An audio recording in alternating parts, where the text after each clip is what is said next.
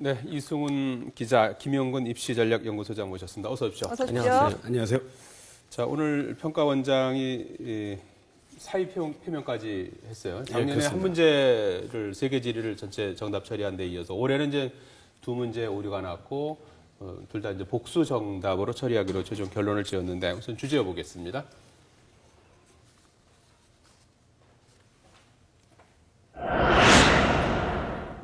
생명과학 2 당락 가른다. 예, 오류가 나온 문제가 이제 자연계에서 한 문제, 인문계에서 한 문제인데 좀 파장은 이제 자연계 쪽의 문제, 생명과학 2의 여파가 더 클 것 같은데 네. 뭐 3분의 2 수험생 3분의 2에게 점수를 좀 올려주겠다라는 거죠. 자세한 그 내용이 어떻게 되는 겁니까? 지금 말씀하신 것 중에서 하나 좀 교정이 예. 필요한 게 있는데요.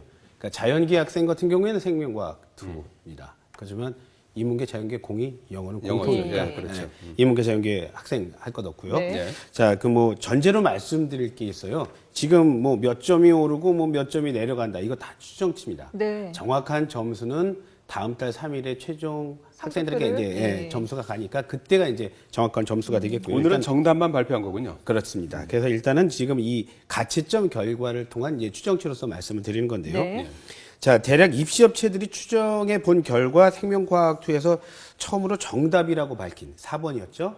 4번을 선택한 학생이 약 12% 정도 되지 않느냐. 말씀하신 예. 15% 정도 되는 거예요. 자, 그림 보신 대로 5번을 선택한 학생이 66%가 되지 않겠냐는 겁니다. 네. 이거 역시도 추정치고요. 네. 자, 그런데 이 수험생은 8번 문항이 지금 말씀하신 대로 2점짜리 문항이에요. 그러니까 네. 원점수를 통해서 한 2점 정도가 올라가는 그런 효과가 있겠죠.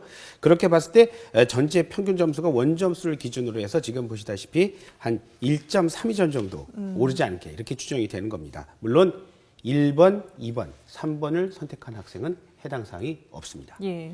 뭐 말씀하신 것처럼 일단 다음 달 3일에 성적표를 받아봐야 정확한 이 수치를 알 수 있겠지만 그래도 일단 가침점 결과 보고 그렇죠. 자기가 이렇게 기준에 맞췄던 사람들 같은 경우는 조금 손해본다는 느낌을 가질 수도 있을 것 같아요. 물론 뭐 당연한 얘기가 네. 되겠죠.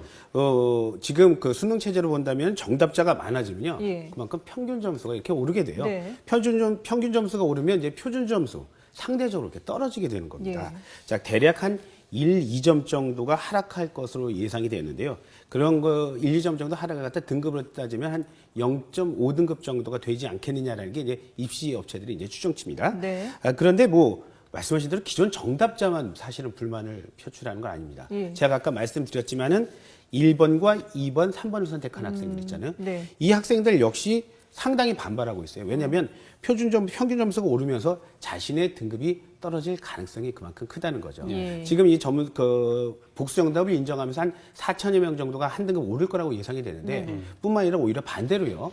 한 등급 정도가 떨어지지 않을까 하는 학생. 그러니까 예를 들어서 등급 컷에서 커트라인에서 그 주변에 있었던 학생들 이런 예. 경우에 다 합쳐서 약 3천여 명 정도로 지금 현재 추정이 되고 있습니다. 등급으로는 이제 4,000명이 생명과학 복수 정답 처리를 해서 4,000명이 올라가고 3,000명이 떨어지는 네. 그런 가능성이 셈인데 크다는 거죠. 점수로 치면은 뭐 1.2점 차이 아니겠습니까? 뭐 요즘 하긴 뭐 문항 한 개 틀리고 뭐 막구에 따라서 대학 그 교문이 바뀐다 이제 뭐 이런 얘기가 할 정도로 이 원점 수상에서 미세한 이제 차이. 점수가 올라가는데 실질적으로는 이제 표준 점수는 이제 내려갑니다. 그러니까 한두 점 정도가 정시를 응시할 때 이제 떨어지게 되죠. 예.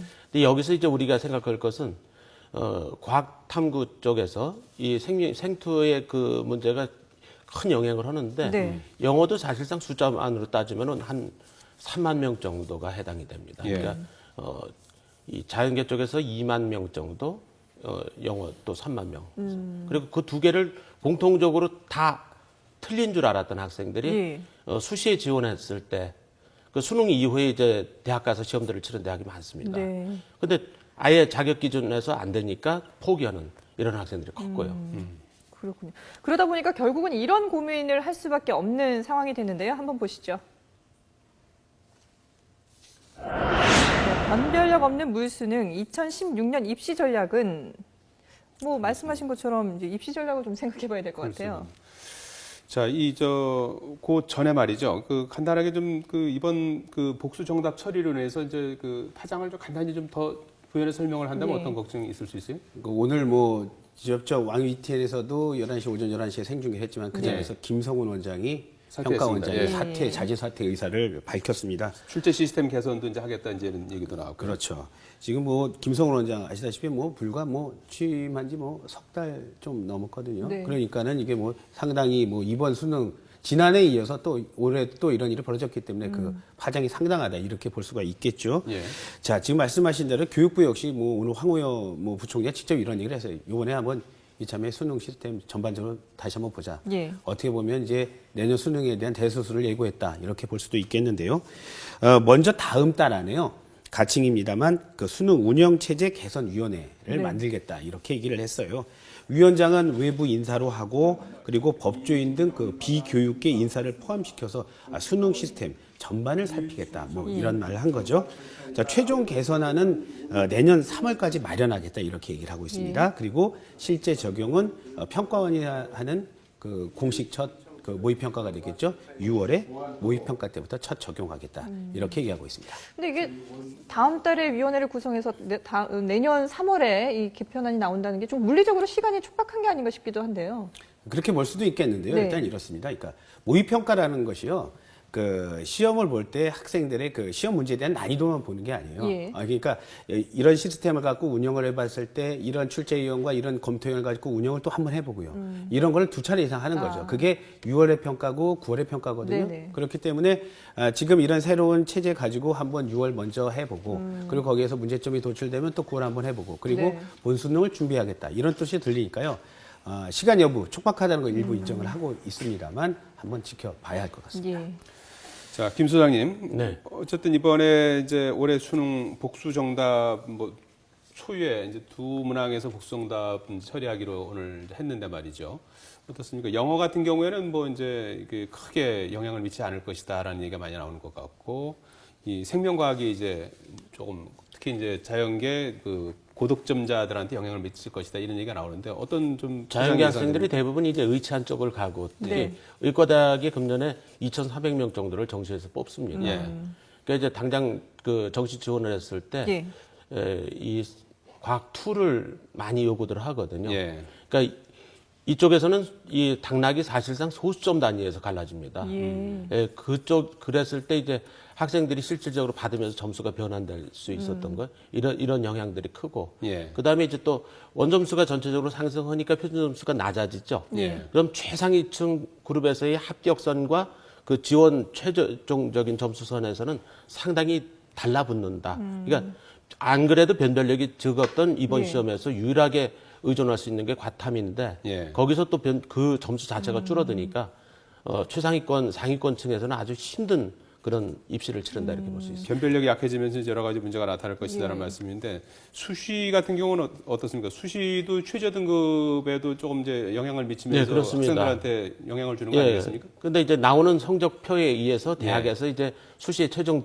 합격자를 가리니까 예. 네. 학생들 측에서는 이제 그걸 받아들이면 되는데 문제는 이제 아예 지원하지 못했던 학생들의 그 상실감 이건 또 상당히 클 수 있습니다. 예.